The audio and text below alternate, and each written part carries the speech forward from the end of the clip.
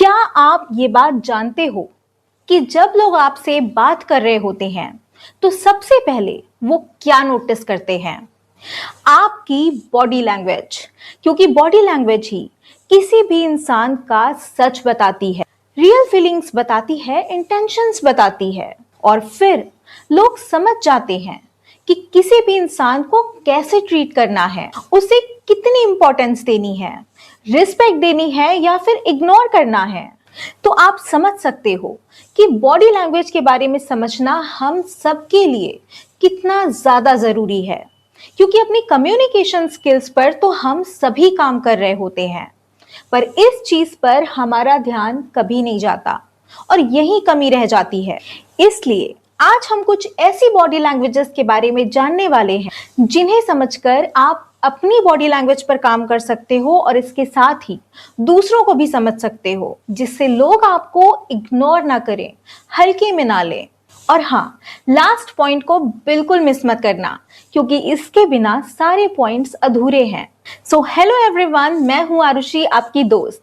और अगर आपने चैनल को अभी तक सब्सक्राइब नहीं किया तो सब्सक्राइब कर दीजिए, बेल आइकॉन हिट कर दीजिए, क्योंकि इस चैनल पर आने वाली हर एक वीडियो आपकी लाइफ बदल सकती है। कुछ लोग जब नए लोगों से मिलते हैं तो अपने गले को ऐसे अंदर की तरफ खींचकर कंधे को ऊपर उठा लेते हैं और कुछ ऐसे श्रिंक हो जाते हैं।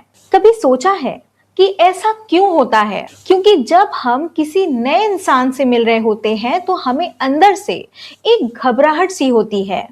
जैसे एक कछुआ जब भी उसे खतरा फील होता है तो वो अपने सर को अंदर की तरफ खींच लेता है। ठीक इसी तरह से हम भी अपनी बॉडी को श्रिंक कर लेते हैं और कई बार तो कोई कुशन या बुक लेकर खुद को कुछ इस तरह से कवर कर लेते हैं। पर क्या आप जानते हो कि ऐसा करने से क्या होता है? आपकी जो वोकल पावर है वो कम हो जाती है, आपकी आवाज खुलकर बाहर नहीं आती, लोग समझ जाते हैं कि आप में कॉन्फिडेंस नहीं है। तो इस बात का ध्यान हमेशा रखना है कि जब भी आप किसी नए इंसान से मिलो तो खुद को सिर्फ एक छोटे से एरिया में श्रिंक नहीं करना है। ऐसा बिल्कुल नहीं लगना चाहिए कि आप खुद को बचाने की कोशिश कर रहे हो, क्योंकि हम जब भी खुद को ढकने की कोशिश कर रहे होते हैं तो बहुत ही कमजोर, अनकंफर्टेबल, डरे हुए दिखाई देते हैं। और इस दुनिया का सबसे कड़वा सच यही है कि लोग बहुत ही जल्दी आपके बारे में अपनी राय बना लेते हैं और फिर आपको हमेशा वैसे ही देखते हैं। वो कहते हैं ना कि first impression is last impression. तो अब समझ जाइए कि जब भी आप पहली बार किसी से मिलते हो तो क्या गलतियां आपको नहीं करनी है। बचपन में हमें कैसी किताबें पसंद थी जिनमें सिर्फ लिखा ना हो बल्कि चित्र भी बने हो, क्योंकि हम किसी भी बात या किसी भी स्टोरी के साथ तभी कनेक्ट हो पाते हैं जब हम उन शब्दों के साथ साथ एक इमेज भी अपने दिमाग में क्रिएट कर रहे होते हैं। और जब कोई इंसान बोल रहा होता है और बोलने के साथ साथ हैंड जेस्चर का यूज कर रहा होता है, हाथों को मूव करा रहा होता है, तो हम उसकी बातों को रिलेट कर पाते हैं। हमारा पूरा कंसंट्रेशन उन बातों में आ जाता है। वो बातें हमें इंटरेस्टिंग लगने लगती हैं, आसानी से समझ आने लगती हैं। चलिए मैं आपको एक रिसर्च के बारे में बताती हूँ जो मैंने खुद करी है।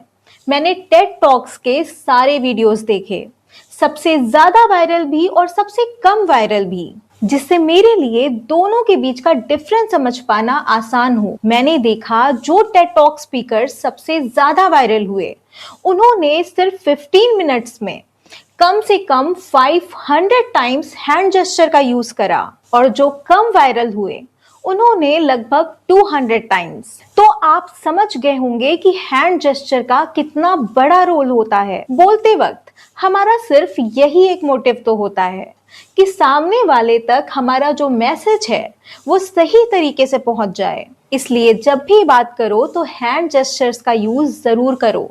जैसे आपको बोलना है कि एक बार मैं फुटबॉल खेल रहा था और वहां मुझे एक छोटा सा बॉक्स मिला, फिर मैं आगे बढ़ा और मुझे एक के बाद एक कई सारे बॉक्स मिलते गए। तो इस बात को इस तरह से हैंड जेस्चर के साथ बोलो कि एक बार मैं फुटबॉल खेल रहा था और वहां मुझे एक छोटा सा बॉक्स मिला, फिर मैं आगे बढ़ा और एक के बाद एक करके मुझे कई सारे बॉक्स मिलते गए। आपने खुद देखा कि इस तरह से बोलने पर मेरी बातें कितनी इंटरेस्टिंग लग रही हैं। मेरे हैंड मूवमेंट्स ने आपके दिमाग में वो सारे इमेजेस क्रिएट किए होंगे जिनके बारे में मैं बात कर रही थी। एक और छोटा सा एग्जांपल देती हूँ।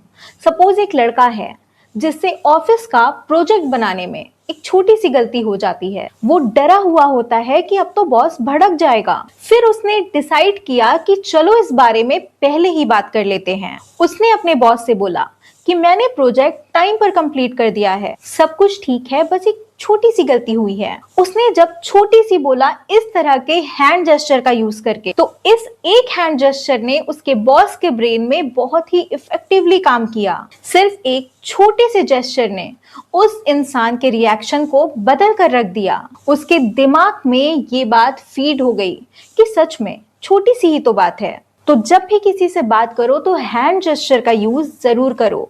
ये एक बहुत ही पावरफुल टूल है।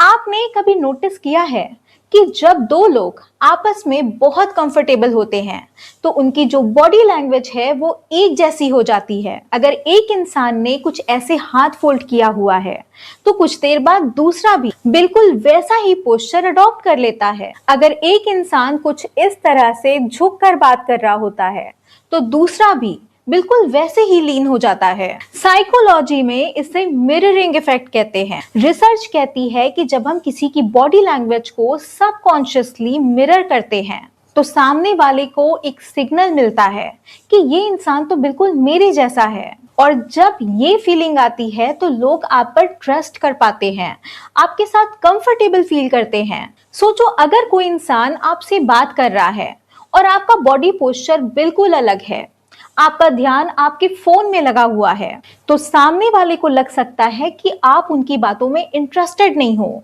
लेकिन अगर आप हल्का सा लीन करके सुनते हो, उससे आई कांटेक्ट मेंटेन करते हो, वो कुछ बोल रहा होता है तो बीच बीच में अपने हेड को कुछ इस तरह से नोट कर रहे होते हो, बीच बीच में नेचुरली उसको मिरर कर रहे होते हो, तो उसे लगता है कि आप उसे जेन्युइनली सुन रहे हो, कनेक्टेड हो।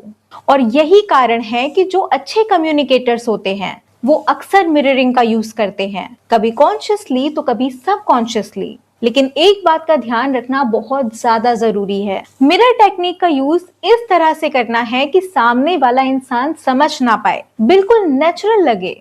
ऐसा नहीं करना है कि ये ऑकवर्ड लगने लगे, उसे लगे कि आप उसे चिढ़ा रहे हो। वो पानी पी रहा है तो आप भी पानी पी रहे हो, वो खिड़की की तरफ देख रहा है तो आप भी खिड़की की तरफ देख रहे हो। लोगों के पैरों की तरफ ध्यान दो। कई बार हम किसी सोशल गैदरिंग में होते हैं, पार्टीज में होते हैं, क्लब में होते हैं, वहां कई सारे ग्रुप्स होते हैं।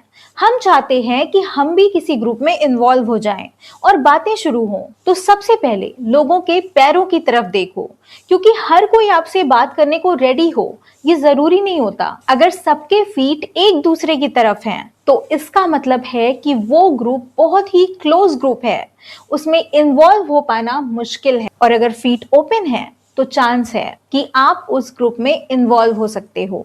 ये मैं इसलिए बता रही हूँ जिससे आपका टाइम और एनर्जी वेस्ट ना हो, आपको कोई इग्नोर ना कर सके। तो ये थी वो बातें जो कम्युनिकेशन के साथ साथ आपकी बॉडी लैंग्वेज को एक अलग लेवल पर लेकर जाती हैं। आप दूसरों को समझना सीख जाते हो। आज के लिए बस इतना ही। वीडियो पसंद आई तो लाइक जरूर करना। मिलते हैं नेक्स्ट वीडियो में लाइफ को ऑसम बनाने वाले एक और टॉपिक के साथ। तब तक के लिए अपना ख्याल रखना, खुश रहना।